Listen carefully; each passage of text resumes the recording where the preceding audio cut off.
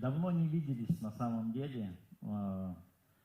Знаете, вот якутский народ, он всегда в моем сердце. Потому что и все пророчества, которые говорят обо мне, они связаны с Якутией. Поэтому я думаю, что мы еще вместе будем долго идти, увидим хорошие вещи. Правда ведь? Поэтому будет все здорово. Ну, и как бы хороший ремонт у вас, прям завитки берут меня. Мне даже браслетик подарили в этой. Чувствуется, любовь есть. Любовь есть. Ну, знаете, что есть как бы такое время, помните место такое из Писания, что мудрый, он знает время и устав. И в Евангелии от Матфея, по-моему, Иисус говорит о 10 девах. Помните, да? Я думаю, что число 10, оно связано с какой-то полнотой. 10 дев, 10 заповедей, 10 верблюдов, 10 мин, да, так, определенная полнота. И, конечно же, речь идет о церкви.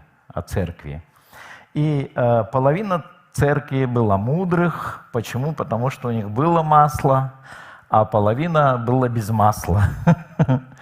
То есть, и о чем эта притча?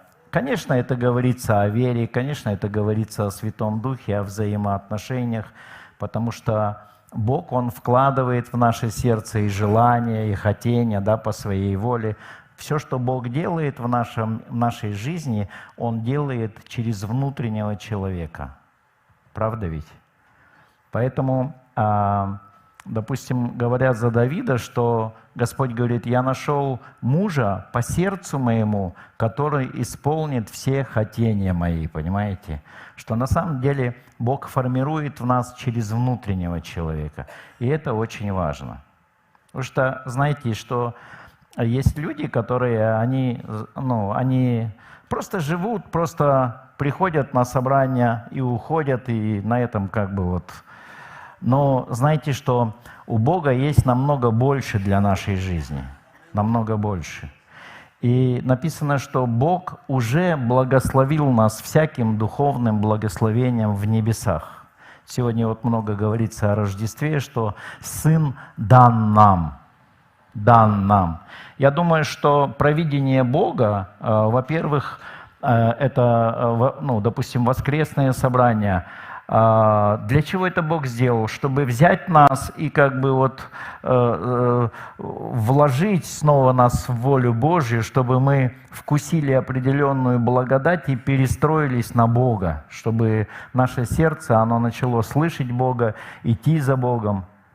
Аминь. Это на самом деле очень важно. У меня помощник в церкви, он сейчас возрастает, он такой юморной парень. Он говорит: Евгений Семенович, что он делает? Он вас каждое воскресенье в поезд запихивает. Поезд идет, да, Господь двигается, и Он вас в поезд запихивает. Но на протяжении недели вы выпрыгиваете из вагонов и попадаете в разные ситуации, и там всякие вещи происходят. Потому что на той стороне, на стороне мира другие желания, другие хотения, да, другие страсти. Там люди не хотят Бога служить, потому что они заложники какого-то духовного рабства, что ли. И поэтому очень важно быть во Христе. И когда мы смотрим Писание, что на самом деле все, что нам дано, оно во Христе. Оно не просто нам дано. Недавно Господь мне показал такую вещь, что помните, как в книге Иисуса Навина написано, что там они вокруг Иерихона должны были обходить, да? Каждый день там по разу, а на 7-й день они там затрубили там и закричали, стены упали. И, конечно же, это идет речь о провозглашении. И, знаете, но я увидел, что, ты хоть запровозглашайся, ничего не будет. Потому что что-то мы должны иметь внутри.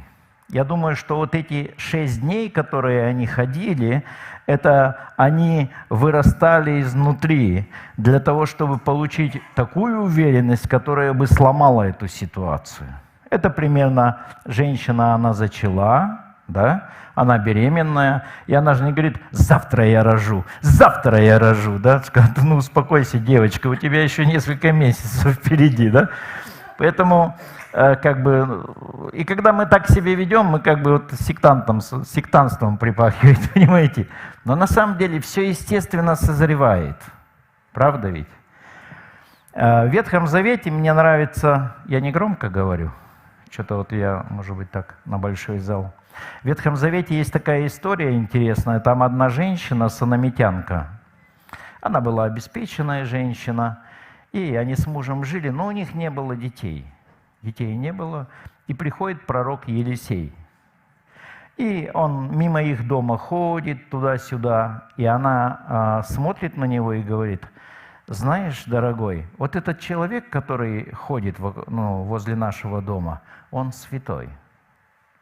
Давай, знаешь, что сделаем? Давай позовем его к себе домой, поставим ему диванчик, самоварчик, сделаем ему торшерчик, чтобы он пришел, он отдохнул, и чтобы было ему хорошо. И, конечно же, все эти прообразы говорят о том, что Елисей – это как Дух Святой, понимаете? Что нам нужно понять, что на самом деле Бог – это Бог. Бог – это Бог, и Он настолько великий, что, знаете, я начинаю порой думать, мне кажется, я с ума сойду. Просто мы не можем Его вместить, насколько Он великий. И когда ты понимаешь, что на самом деле ты реально имеешь дело с Богом, и что они делают? Они пустили, он отдохнул и говорит: что хотите, чтобы я сделал? А она говорит: да у меня все есть, там с царем могу поговорить, да не, все нормально. А Гиези, его помощник, он говорит: у них нет детей, и сына нет у ней. И Елисей ей говорит: я через год приду, и у тебя будет сын. Она говорит: не обманывай меня, 100% будет. Она зачала этого ребенка, он родился, знаете эту историю, да, они где-то работают на поле, и он говорит: знаешь, мама, у меня голова сильно болит, голова болит. Он лег ей там на колени и умер. И о чем это говорит? Что на самом деле Писание говорит, что мы придем и обитель сотворим. Христос в нас. Аминь. И когда мы сотрудничаем с Господом, мы просто открываем свое сердце, и Христу хорошо в нас. Сын дан нам. Но по причине нашей головной боли, знаете, наших вот этих разных суетных мыслей, мы теряем Его. Он как бы умирает для нас.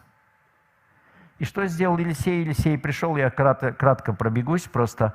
И она принесла этого ребенка. Я, говорит, и не просила у тебя, вот возьми, делай, что хочешь. И что он сделал? Он просто распростерся, руки к рукам, губы к губам, просто он отождествился с ним. И ребенок чихнул 7 раз и воскрес. И он отдал. Я думаю, что делает Дух Святой? Он просто воскрешает нас для взаимоотношений. И когда есть обновление в нашем духе, то мы снова видим Его. Знаете, написано, что Моисей, он, будучи будущим царем в Египте, он не почитал хищением идти с народом Божьим, страдать, отказался от трона, и нежели иметь временное греховное наслаждение здесь, в Египте. Почему? Потому что он взирал на воздаяние. И очень важно нам, как верующим людям, нам нужно видеть Христа. Это очень важно. Знаете, когда Христос у нас маленький, вот такой вот, у нас такие отношения, когда нас так приперло, мы пробежали: ой, помолитесь за меня, раз помолитесь. Понятно, есть немощные вере, все это понятно, но все должно расти. Правда ведь? Все должно расти. И когда он такой маленький, у нас другие ценности есть. Золото, ценность, там, богатство, бизнес, там, то-то, то-то. Но знаете, как я вижу картину, что однажды придет к тому, что все то, что значимое у этих людей, оно обесценится. И только Христос будет самый ценный. И Он в вас. И мудрый человек, он написано, он копал, углубился, положил основания, он в Бога богатеет. Это не сразу, это как путь длиною в жизнь. Ты собираешь в Бога, ты в Бога богатеешь, и вдруг ты ощущаешь, что в тебе появляется вот это якорь надежды. Ты смотришь, что-то щелкать на тебя стало, кто-то исцелился, кто-то освободился. Ты видишь, как Царство Божье, оно начинает проявляться. Потому что Царство Божье, оно не в слове, понимаете, вот вам знания. Это все хорошо, но Царство Божье, оно в силе. Оно ломает обстоятельства, ломает вот эти всякие демонические твердыни. Оно ломает реально. Помните, когда Иисус пришел в дом Закхея, Он даже не проповедовал ему. И тот сразу говорит: «Господи, кого я обидел, воздам вчетверо, половине имения раздам нищим». Понимаете? Ничего не было. Вторглось царство, приблизилось царство. И это царство, мы знаем, что оно внутри нас есть. Правда ведь? И это радость, это мир, это праведность во Святом Духе. То есть бесполезно христианство качать вне того, чтобы внутри богатеть. Я помню, знаете, у нас были собрания, когда мы говорили: приходите, у нас чернокожий приезжает там с Африки. И все: о, чернокожий, там все бегут. Или приходите, у нас елочка, конфетки, как раз в 90-х годах голодьба же была, да? Сейчас все. Мы людям не нужны, людям Бог нужен. Он этому Филиппу говорит: Иисус, вы дайте им есть. Аминь. Конечно, есть детство, есть юношество, но есть время, когда ты преломляешь с ним жизнь. Ты сыпешься перед ним. Ты становишься частью божественного естества, и ты можешь делиться Христом. У нас есть один человек, у него 3 магазина ювелирных. И я захаживаю туда, и так смотрю. Я люблю шопингом заниматься, хотя финансов еще таких нет серьезных, чтобы там шопинговать хорошо. Но желание есть. Поэтому мы не должны думать, что мы будем благословлены больше, нежели есть у нас внутри. Понимаете? Написано, что Христос наше благословение. Ты можешь ощущать, насколько ты благословенный человек. Ты можешь видеть, как этого у тебя никто не отнимет. Это не то, что там где какую-то копеечку урвал, и Бог тебя благословил. Да нет, это не отнимется у тебя никогда. Даже в пустыне это будет с тобой. Авраам был там, где-то ходил, и Лот там прыгал туда-сюда, но благословение было в его сердце. Куда бы он ни пришел, Бог всегда его благословлял. Потому что это внутри нас есть. Правда ведь? Поэтому мудрые девы, они знают время. Они знают время. Вот, извините, я вот сейчас некоторых даже служителей слушаю, на которых мы выросли. Уже я не могу их слушать. Я никого ничего не осуждаю, но где-то что-то они потеряли. У нас вот Тамара, Тамара, она в таком пророческом даре, многие, наверное, знаете ее, да? Она говорит: знаешь, где-то люди упустили вот эту ниточку, где-то люди свернули. Аминь. То есть это настолько важно, чтобы следовать за Христом, следовать за Христом. Я вот ключевой стих сегодня о помазании хотелось бы сказать. Но, знаете, вот мы в церкви культивируем такие вещи, как верность, да, и верность, она нужна сама по себе. Мы верные в дружбе, да, верные в семье, верные в церкви, верующие, верные пасторам, епископам. Это все нормально, но есть нечто больше, это верность нашему помазанию. Если вы наблюдаете за церковным миром, то есть, допустим, православный мир. И когда мы общаемся с православными, мы видим, что это православный. Понимаете? Общаемся с католиками, мы видим, что это католики. Почему? Почему есть такая разница? Потому что этих людей по большей части формирует сама церковь или церковная культура. У нас был Николай Зайцев не так давно, он мне пророчествовал и говорит: Бог тебя спас от церкви. И действительно, практически 6 лет я был один. И так с Богом мы общались туда-сюда. И теперь я вижу, где люди проходят через какие-то баптистские церкви, я вижу, это основание, оно остается. Это формирование церкви, оно закладывает какую-то вот деформацию, что ли. Понимаете? Но Бог, Он нам дал какой принцип? Он говорит, что я вам дал Духа Святого, не этого мира Духа, а Духа от Бога, чтобы вы знали дарованное вам от Бога. И это для каждого. Это не просто пастор должен этим заниматься или кто-то, но мы должны все научиться этому. Написано, что все будут научены Богом. Все будут научены Богом. Потому что, знаете, что такое вера? Это в какой-то степени это риск, когда ты делаешь шаг, и ты не знаешь, правильно это, неправильно тебя сердце ведет. И вот как мы сегодня со Славой разговаривали, он говорит, хочется выстрелить, а как подумают, как что? Стреляйте, не бойтесь. Потому что, я помню, Ти.Ди. Джей сказал такую вещь, говорит, мы настолько заучены демократией, что мы не примем решения, пока мы не пересоветуемся со всеми. Часто какая-то ситуация, и мы даже не знаем, как себя вести, как поступить. Почему? Потому что у нас нет уверенности. Аминь. Поэтому Иисус говорит, придите ко мне, все труждающиеся и обремененные. И Он говорит, что? Я успокою вас. Мы очень много говорим о покое, потому что покой – это главная часть нашей жизни, главная часть нашей веры. Написано, что Ной, он получил благодать от Бога. И знаете, кто такой Ной? Ной в переводе – это успокоение или покой. И когда ты находишься в покое, Бог дает тебе благодать.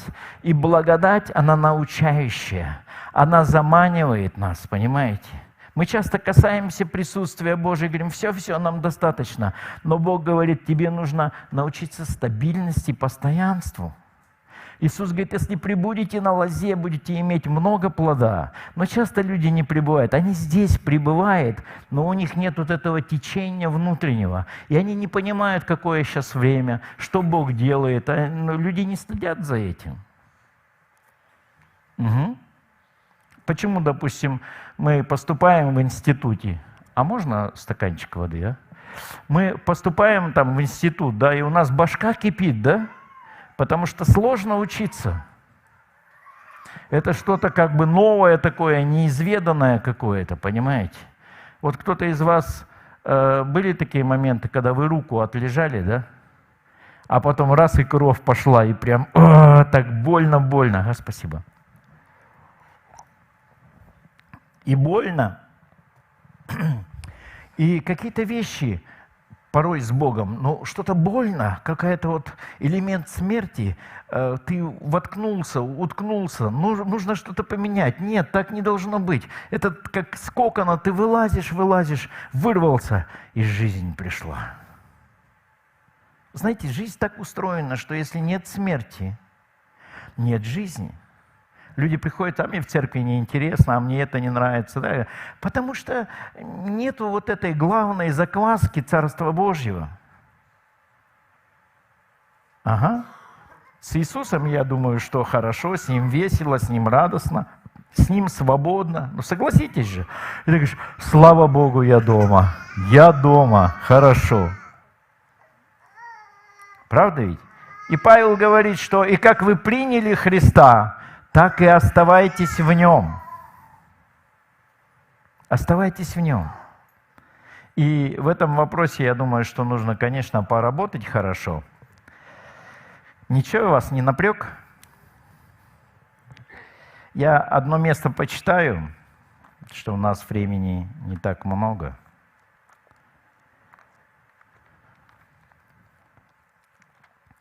У нас один человек пришел 2 года назад в церковь. И это мой друг, мы долгое время как бы не дружили с ним, Ну как, просто так разошлись пути, там у него жена умерла, там, ну, куча неприятностей там было разных. И знаете, я как-то зашел к нему, он сидит возле окна, курит, и, ну, как бы собрался помирать. И мы с ним поговорили, я его привел в церковь, и как-то Дух Святой коснулся его, а у него какая-то болезнь, короче, эти забились сосуды, и клапан сердечный, ну, короче, вот все пошло на спад. И отправили его в Благовещенск, ему сделали операцию. Он приехал, там с грехами быстренько все разобрался. И у него какая-то шишка на ноге была, ну, у нас шишки сразу пропадают в церкви. И у него как бы эта шишка пропала. И я смотрю, за 2 года он стал другим. Когда я утром прихожу, допустим, к 8 часам в церковь, я включаю какое-то поклонение, у нас там комнаты, там диваны, стулья, и мы там, кто лежит, кто сидит, и все как бы переживают Бога. И я думаю, что людям нужно привить? Им нужно привить вот это общение, чтобы они чувствовали разницу во Христе и разницу без Христа. У нас один бизнесмен, он говорит, после собрания, говорит, что как собрание? Я говорю, ну нормально. Он говорит, а у меня вот это надо, это надо, это надо, ну суета. И он был на собрании и как бы не был на собрании. Он так и не вошел вот в эту сферу, понимаете? И он говорит, а теперь говорит, совсем другая жизнь, у меня все получается, все клеится, потому что Бог с тобой. Понимаете? И когда ты в этом возрастаешь, ты понимаешь, что да, конечно, за это нужно бороться. Постарайтесь войти в покой. Потому что мы никогда с вами не научимся, если мы не успокоимся. Кто-то сказал, что покой – это колыбель веры. И ничего не изменилось. Никакие знания, никакие университеты тебе не заменят жизнь в Боге. Это хорошо учиться, это хорошо достигать где-то что-то, но есть главное, это жизнь во Христе. Павел пришел к Галатам, и он говорит, ребята, кто обманул вас? Я же вам проповедовал Христа, вот как у вас распятого. А вы теперь пришел, у вас там опять обрезания, какие-то субботы, опять какие-то, понимаете? Он говорит, вы что, с дуба рухнули, что ли? Живой Бог. Живой Бог, Он живой. И Иисус говорит, что вот какой мерой вы слышите, вот такой мерой вам и будет отмерено. И когда Господь приходил к Гедеону, он говорит, да я маленький, сопливый мальчик, мы несчастные, мы бедолаги. Моисей говорит, да я вот убогий, я заикаюсь. Понимаете, у нас всегда есть отмазки. Ой, дети, ой, с детьми надо, ой, с этими надо, нам некогда, понимаете. Дело не в том, чтобы посетить собрание, дело в том, чтобы чего-то достичь в нем. Это не для кого-то, не для показухи. Слушай, реально, Бог живой. Павел говорит, через дела ли закона вы получили чудеса? Вы получили какие-то переживания хорошие? Или через наставление в вере? Мы часто говорим, вот богослужение. Да это не богослужение, это Бог служит нам. Он сегодня снимает это полотенце, и Он идет и моет нам ноги. Потому что Он любит нас. Он нам служит. Ему не нужны эти наши песни. Написано, что Он не имеет нужды в человеческих каких-то вот, в делах. Ему не надо это. Он самодостаточный. Он в депрессии не живет, валерьянку не нюхает. У него нормально все. Аминь. По большей части мы поем не потому, чтобы выцегонить что-то у него или молимся. Мы просто говорим, Господи, вообще Ты крут. Ты крутой вообще. Вот меня счастье это подвалило. Я с такой сковороденки выпрыгнул. Вообще реально, понимаете? Но когда вот это все замазывается, знаете, то есть уже и спасение, не спасение, а обычная рутина, и вот это, то-то, и человека понесло туда-сюда, и смотришь, соли-то нету. А если соль, что там, потеряет силу, да она просто в навоз. Поэтому я думаю, что Понимаете, вот есть в Ветхом Завете, сколько у меня там осталось еще времени? О, так еще много. Ну, вы уже давно читаете Библию, вы уже такие аксакалы в познаниях. Но есть такая вещь, у Петра написано: через Иисуса Христа нам дарованы великие и драгоценные обетования. Другими словами, неисследимое богатство Христова. А как это придет?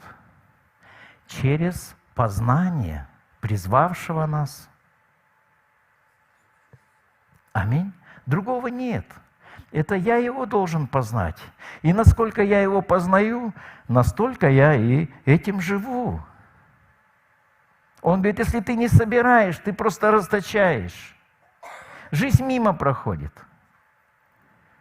Знаете, если тонет корабль, и человек тонет, ему кидают круг, он раз круг схватился, о, спасся. Нет, дружок, ты не спасся. Там акулы. Они тебя съедят все равно. Ой, я покаялся. Да смотришь, схавали, и нет, не видать, не слыхать. Ой, ты знаешь, сколько в этом городе покаянных? А где они? Но что нужно? Тебя надо взять и вытащить на корабль. Тебе нужно снять это ветхое и воплотиться в новое. И вера во Христа – это как перевоплощение из старого в новое. Древнее прошло, теперь все новое. Я новый человек, я новое творение. У меня Отец. Старое – это дерево проклятое, оно зачахло, этого всего нет, понимаете? И ты перестраиваешься. Нет, да, я исцеленный, это есть во мне. Но я буду верить, это будет приходить. Понимать, не просто я просил, Бог дал. Нет, в вере ли ты, в движении ли ты, и ты смотришь, опа, здесь щелкнуло, опа, здесь щелкнуло, смотришь, там дома что-то с детьми стало происходить. У меня жена говорит, дорогой, а что мне послушать, чтобы исцелиться? У ней там спина болит. Я говорю, Господи святый, неужели ты меня спрашиваешь? Я говорю, да, конечно, у тебя колодец воды жизни, Иисус жизнь. А мы говорим, нет, вот паримедон, драмедон, дардандон, там, понимаете, это нормально все. Ну, конечно, по мере веры я сам где-то обезвожу, но я продолжаю идти. Будут чудеса. Это мы обречены. Если бы мы знали, кто мы на самом деле, мы бы у друг друга визитки взяли. Мы сами себя не знаем. Библия говорит, что вы цари и священники. Кто я? Это ты избранный, я? Понимаете? Но мы в зачатке, и мы не имеем этого, мы не понимаем, и нам нужно терпение, чтобы вырасти. О, слушай, да-ка я кто-то, ты смотришь, уже пальчики расщеперил, я-то это. Я там в Хабаровск приехал, одна женщина, помолись, пусть Бог мне мужика даст. А я говорю, ну она видно там плоть голимая, а через 3 года приезжая, я говорю, ты же замуж вышла? Она говорит, да нет, мне уже и не надо. Что выйти-то замуж недолго. Что с этим делать потом? Знаете, у ней такая цель. Вот мы в церковь приходим, там где-то мужика, жену рвануть. Там, разные. Мы не знаем, с чем люди вообще живут. Мы просто увидели, нас много, слава Богу, Бог с нами. Начинаешь с людьми говорить, и у них совершенно другие цели. Почему? Их надо направить, им нужно передать. Как Павел говорит, у вас много наставников, делай так, делай это, делай это. И вот эта история, 2 книга Паралипоменон, там такая история. Царь Ахав, он нечестивый царь. Он как-то скарифанился с Иосафатом, с царем иудейским. Он был нормальный. И сблатовал его идти на войну. Пойдем, говорит. Он говорит, пойдем.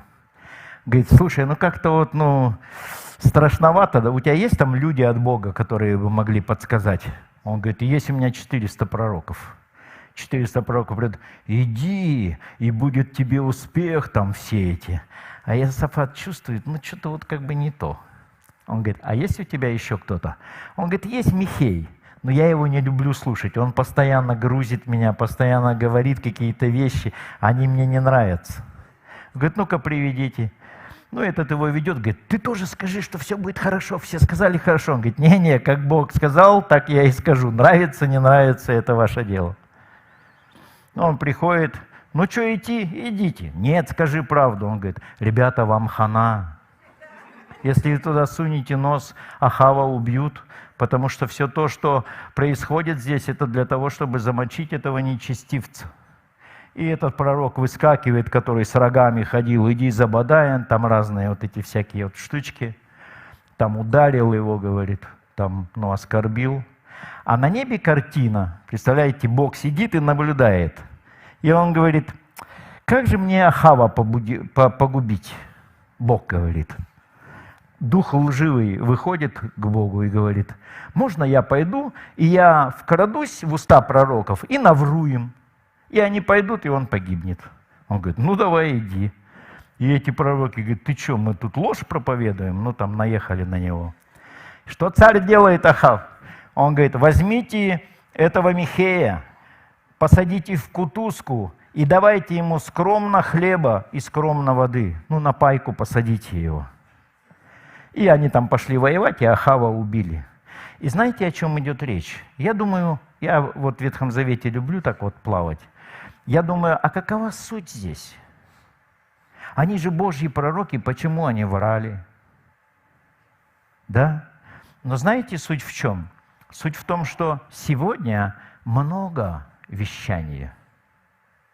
Исповедуй и будет, провозглашай и будет, делай так и будет. Не будет. Не будет. Почему? Потому что Михей сидит на пайке.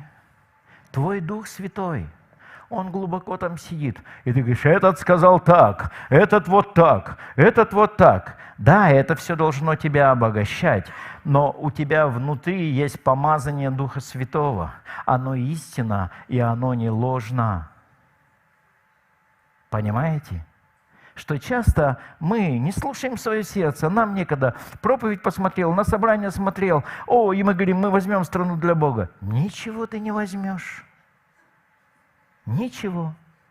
Чтобы там в Египет прийти, Моисей 40 лет в пустыне был. Иосиф прошел там Крым и Рим. Правда ведь? Это же... Мне нравится, один проповедник сказал, помазанные люди, они идут издалека.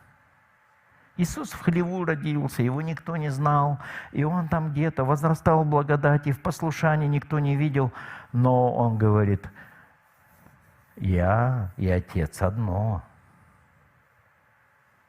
Я рассказывал видение здесь немножко ребятам, сон. Мне снится сон, у нас лыжная база, и там, знаете, как вот на футбольном поле площадка и сидульки вот эти, да, вот как арена. И я выхожу туда, на эту арену, и я смотрю, человек 15 людей сидит. И я начинаю говорить, но говорил необычно. Физическое слово Бог брал и вкладывал в мои уста. И это слово я говорил. И я начал говорить, и этот полностью стадион, он наполнился людьми. И я понял, ничего я не могу сделать без него. Иисус говорит, я ничего не говорю, если не слышу Отца говорящим. Я ничего не делаю, если не вижу Отца делающим. Я видел чудеса, я служил в церквах, там в Хабаровске, там женщина, она от 2 раков сразу исцелилась, там молились. На мне есть дары исцеления, но это Он делает, я не знаю, как Он делает. Порой просто пообщался и смотришь людей, это прошло, это прошло. Это Бог. Когда мы приходим на собрание, наша задача какая? Нам надо успокоиться, чтобы услышать, чтобы заценить Его. Понимаете? Он говорит, можно профукать, можно промазать. Мы видим библейских героев много, которые просто отдали свое призвание. Они просто продали его за чашку супа. Кто-то за это, кто-то за то. И потом, когда все это стало проявляться, это шок был. В Самарии был голод, там этот голубинный помет люди собирали, продавали. А ослинная башка, она стоила бешеных денег, люди стали есть друг друга. Две женщины приходят к царю и говорят: ты знаешь, мы договорились съесть наших детей. Говорит, мы его съели, а она своего спрятала. Что за беспредел? Царь вообще шок поймал. Неужели такое может быть? Он говорит, я убью этого Елисея. А Елисей говорит, завтра в это же время лучшая мука будет вообще по дешевке. И помощник царя говорит, да если Бог небо откроет, не будет этого. Это знаете, о чем говорится? О том, что придет пробуждение. Придет пробуждение. Сейчас может быть трудно, где-то что-то. Аминь. Но мудрый человек, он копает. Иисус пришел, ученики спят там уже. Его распять должны. Он говорит, ребята, 1 час что не могли пободрствовать? Спать хотим. Что-то не хочется. И все там, знаете, вот эта вся история с прокаженными, да, пришел хлеб, и все, пирушка началась. А этого помощника царя люди просто растоптали. А Елисей ему говорит, ты увидишь это завтра, но есть ты этого не будешь. Мы увидим великие вещи, но будем ли мы в них участвовать или не будем, это наш вопрос. Поэтому, когда я Духа Святого слушаю, я чувствую, я отстаю. И мне нужно быстренько что-то где-то, мне нужно зайти в эту зону комфорта со Христом, чтобы быть в Нем. Потому что в Нем может все что угодно произойти. Мне жена говорит, а я думал, ты постоянно меня клюешь, мне вот это говоришь, вот это. Ну, я такой человек, я не церемонюсь, знаете, там, ой, ты моя там это. Ну, нормально, ты меня не жалеешь. Я говорю, так иди вот, допустим, погуляй по улице, походи, разомнись, как бы там. Ну, что-то надо делать как-то. Потому что если мы Христа не найдем, нам нужно понять, что это жизнь, жизнь. Ты берешь жизни сколько ты хочешь. Он говорит, кто жаждет, приди и пей. Пей это вообще, знаете, как евреи в Египте. Там вообще эти казни идут, там потом эти первородные все должны умереть, помните, да, эту историю. А Бог говорит, ягненочка возьмете, кровью помажете, закроетесь, вот у вас свет, вы ягненочка там попилили, ушки пожарили, копытца, холодца сварили и кушайте, пожалуйста. И знаете, о чем это говорит? Что сейчас в мире? Там война. Там такие страсти, мордасти. И это не твоя забота. Мы думаем, о, Господь, спаси мир. Бог больше заинтересован, чтобы люди спасались. И мы-то не спасаем, Бог спасает. Понимаете? Он говорит, что вам нужно делать? Кушайте агнца. Если не будете есть кровь, пить кровь мою и есть плоть мою, не будете иметь в себе жизни. Вот наша цель. Он говорит, все остальное я позабочусь. Я позабочусь. Сегодня нету. Ну ты как бы, ну вот нету, вот уже 5 лет, 10 лет. Терпи.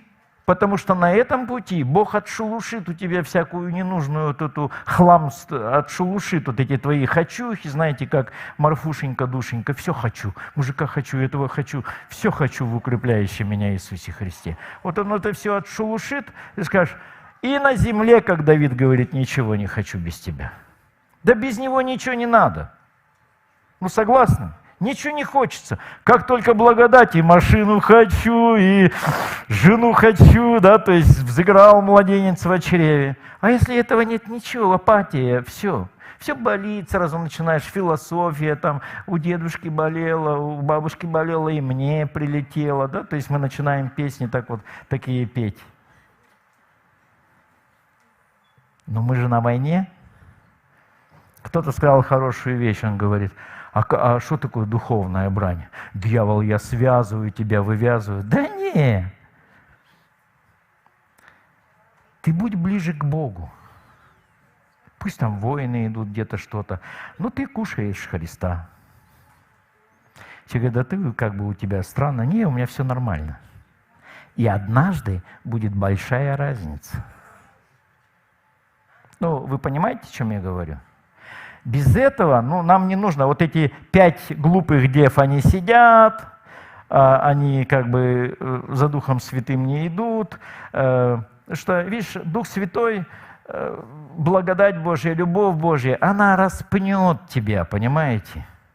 Что благодать Божья, она привела Христа куда? Она на крест его привела. И через крест он прославился. Понимаете, нам просто не хочется идти, нам не хочется вот распинать свою плоть, нам, чтобы мы жили и на наших условиях все было. Лот вышел с Содома, и ангел говорит: беги на гору, беги, живи со Христом. Он говорит: а ты знаешь, есть здесь городок неплохой, там все спокойненько, он такой маленький, я такой безобидненький, мы там будем жить, такие хорошие одуванчики, никому ничего плохо не будем делать. И они там прижились, им как дали, выкурили их оттуда. Они в пещере оказались.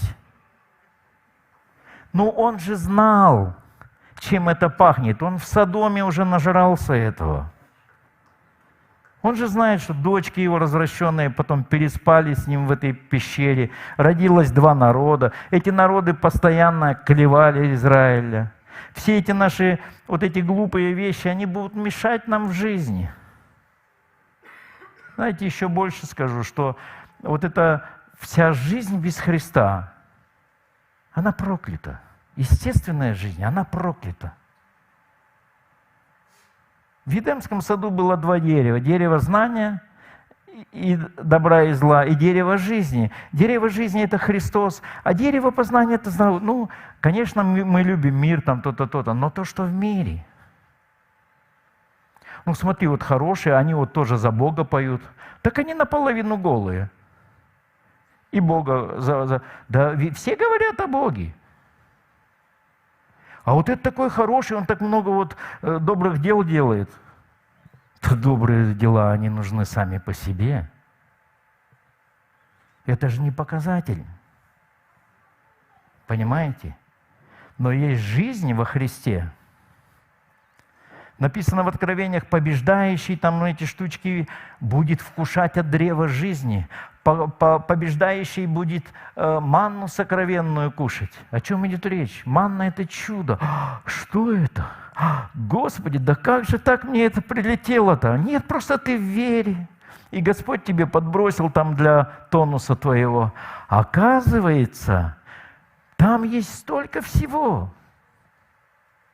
А мы говорим: пенсию получил. Господь великий. Ну, я сам пенсионер, я бы хотел иметь большую пенсию, но я понимаю, какая бы она ни была, ее все равно не хватит. Поэтому мне надо как-то к сверхъестественному как бы привыкать. Потому что он же живой, он же заботится.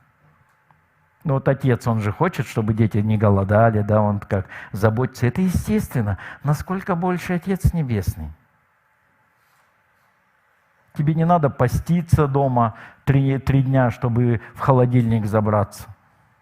Ты просто зашел, открыл, зашел. И мы говорим: Господь, я буду поститься. Да успокойся. Мы, знаете, как бы хотим, вот как бы, как Петр, ухо отрубить и прославиться. Не получится.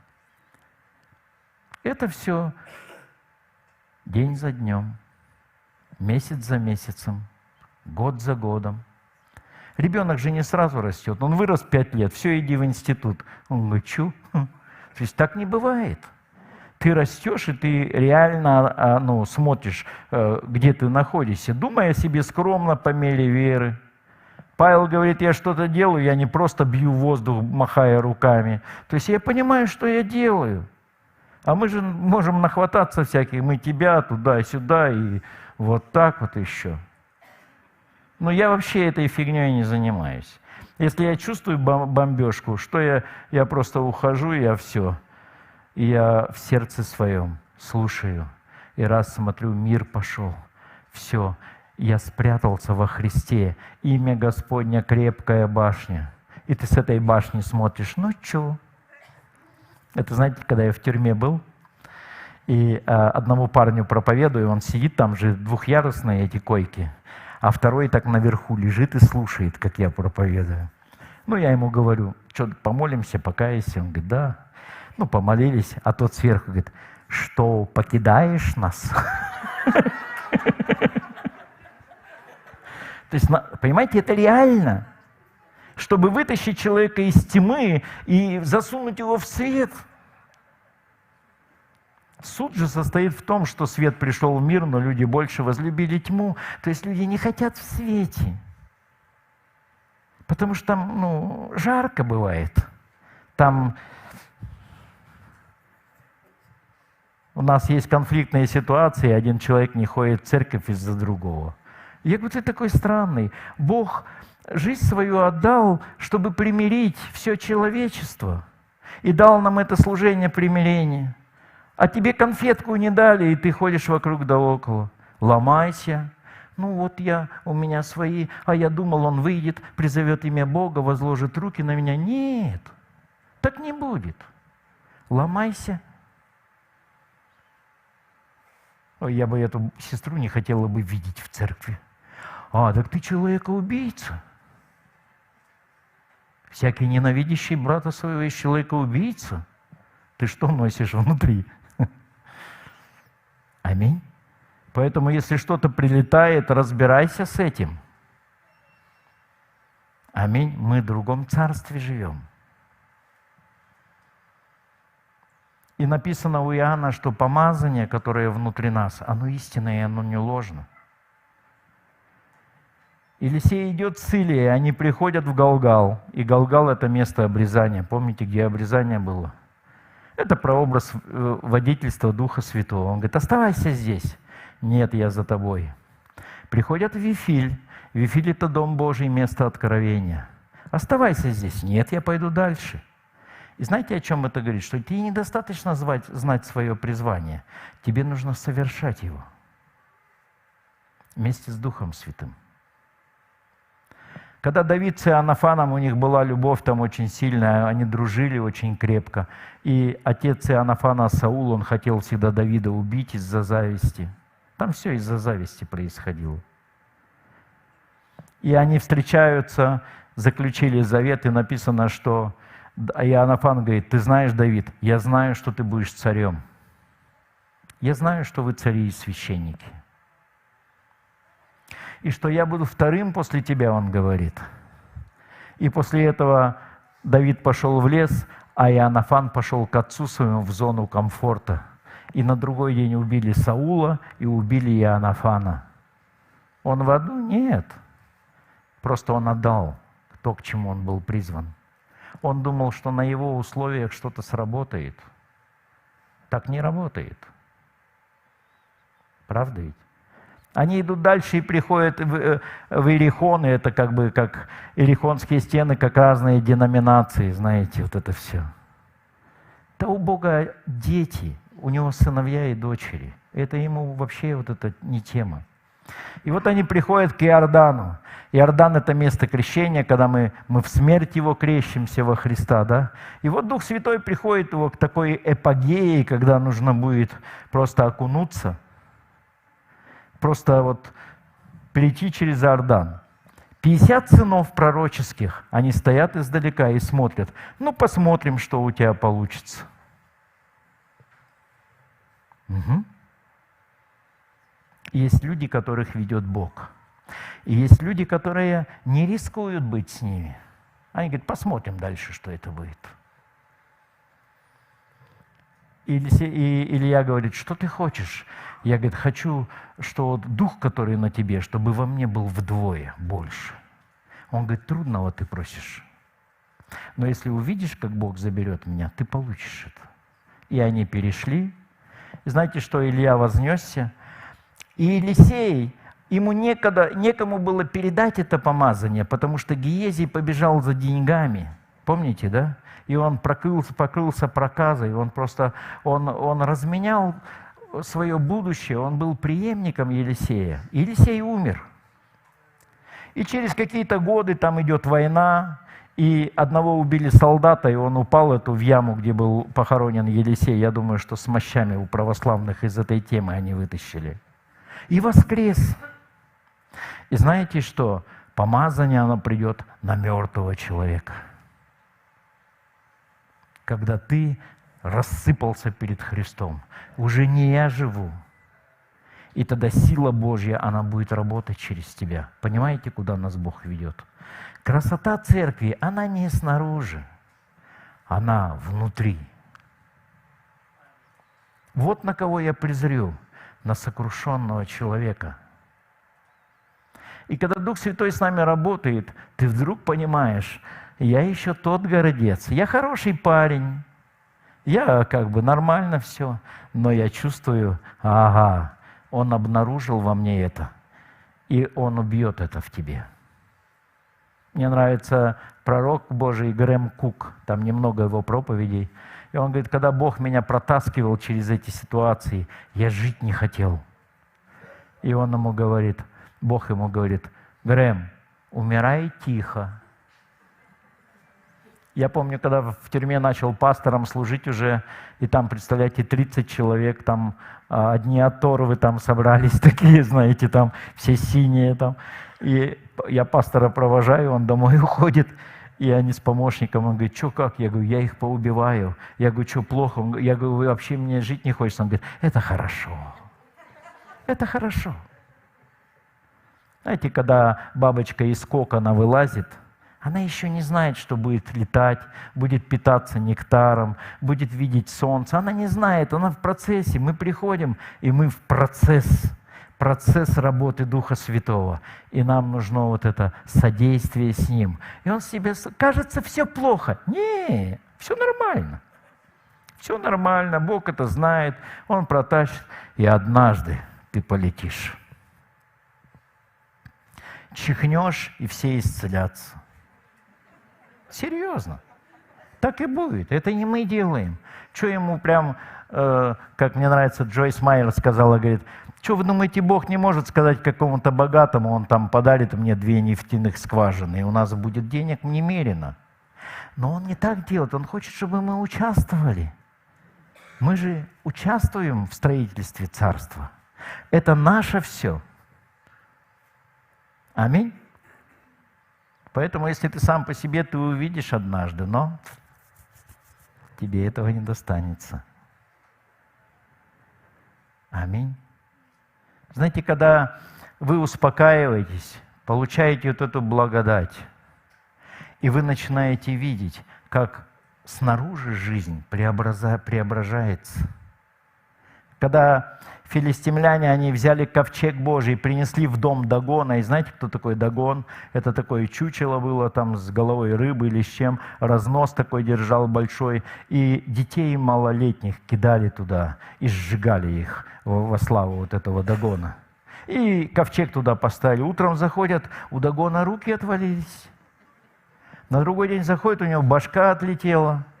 И он лежит вот так вот. Они говорят, не, нам не нужен этот ковчег, короче, заберите.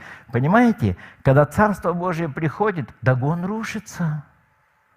Смотришь, жена там наехала там на этот, ламбаду вытанцовывать, на тебя все перетягивает, на эгоизм свой.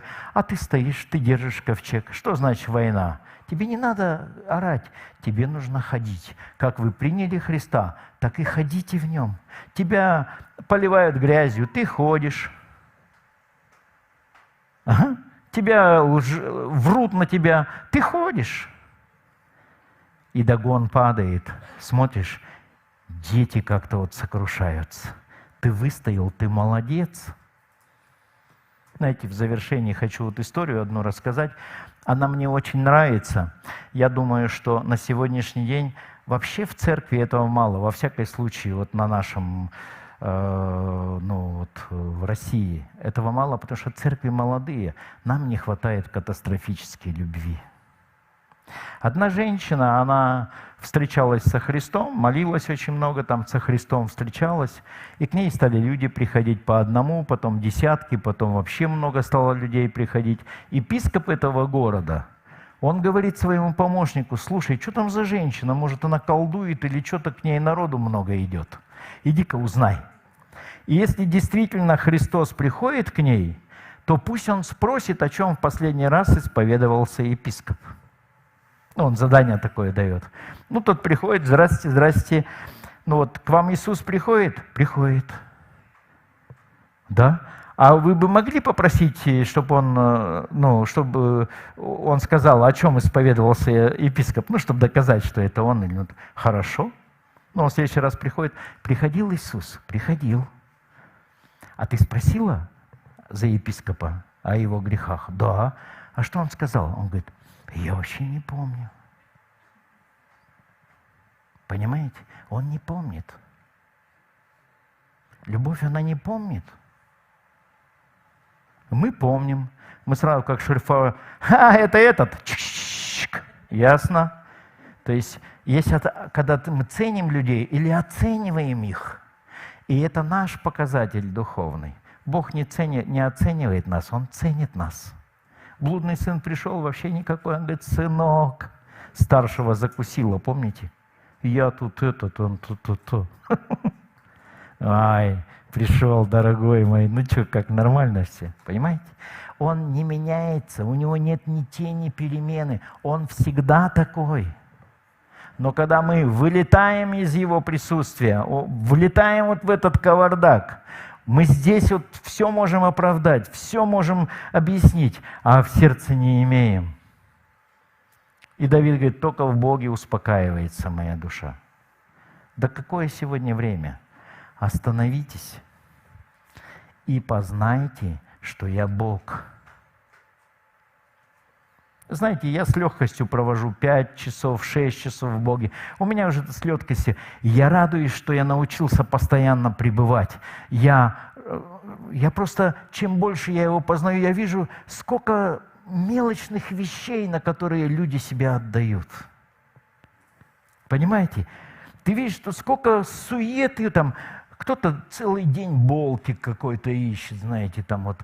Так вот смотришь, думаешь, мама родная, да продай уже машину, зачем она тебе нужна, ты все равно никуда не ездишь. Понимаете? Люди какими-то ерундой заняты. Я не говорю за всех, там, это ваше призвание, конечно, нам нужно работать, детей там все где-то как-то. Но понимаете что? Если ты это главное возьмешь, Бог все устаканит. Все устаканит. И ты, это чудо, это как могло быть так? Господи, Сара не могла 25 лет родить, помните? А Авраам молился за нее. Я думаю, что это непростая бабушка была. Знаете, в церкви есть сестры, а есть тетки. И эти тетки, они такой душняк могут создавать. Или дядьки. И помните, когда Сара забеременела, это было 75 лет, она забеременела, и царь Авимелех, он говорит, слушай, какая красивая тетя. А что там красивого? Она потом умерла уже через несколько лет. Но понимаете, в чем смысл? Что Сара – это прообраз церкви. И пока церковь не беременна Христом, она неприглядна. Ля-ля-ля-ля, тра-ля-ля. Вот. А мы харизматы. Ха-ха-ха. Хо-хо-хо. А, да. Да. Но нет.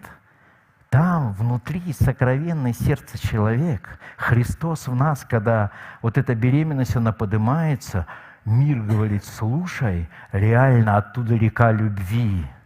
Слушай, понимаете, к чему мы призваны?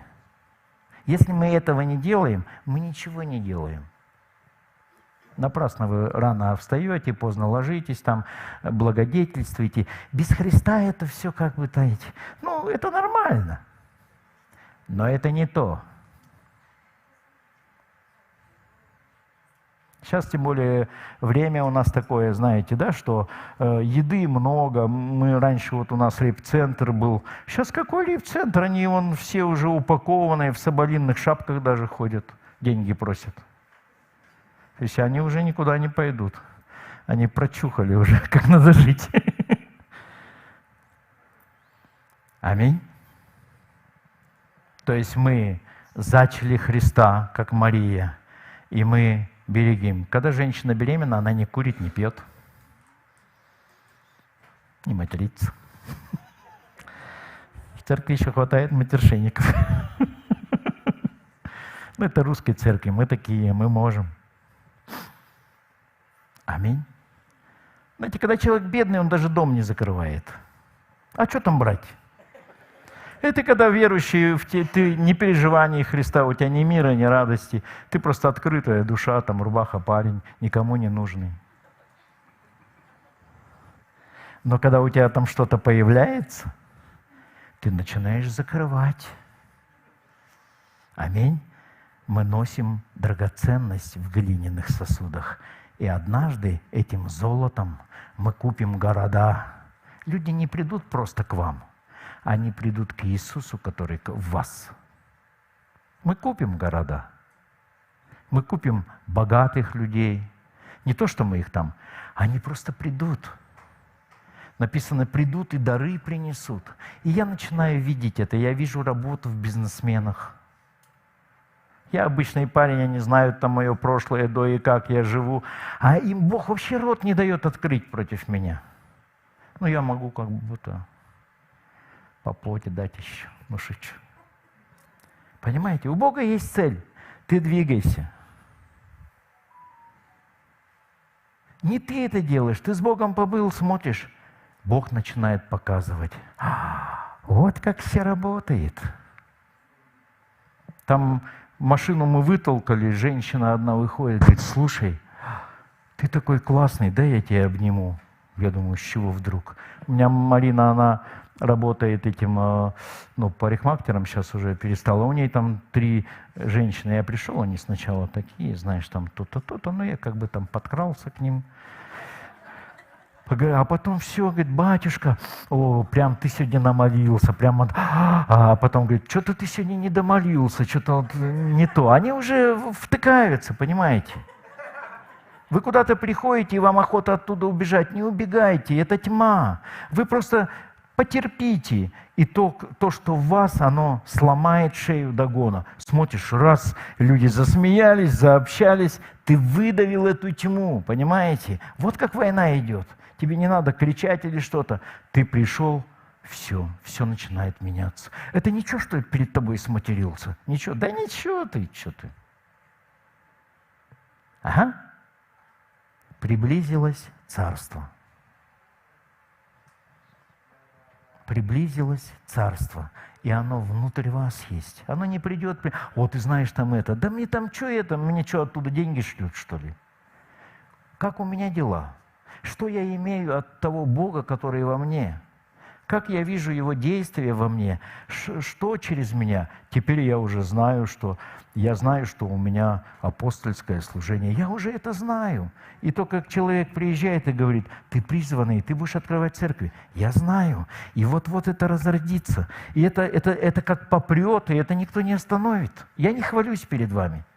Я знаю, что будут чудес много творить Бог через меня. Я знаю, я это видел. Это будет. Понимаете, куда нас Бог ведет? Вы царственное священство. Если вы соблюдаете закон царский по Писанию, возлюби ближнего своего, как самого себя, хорошо делаете. Простые люди так не могут. Они не могут любить врагов, они не могут благословлять каких-то этих. А мы можем, потому что Бог ведет нас в благородство. Когда нас обманули, мы говорим, пусть Бог благословит тебя. Мы другие. Если мы вот такие, зуб за зуб, знаете, меня кинули, и я тебе, и все это во Христе, это такая галиматья все.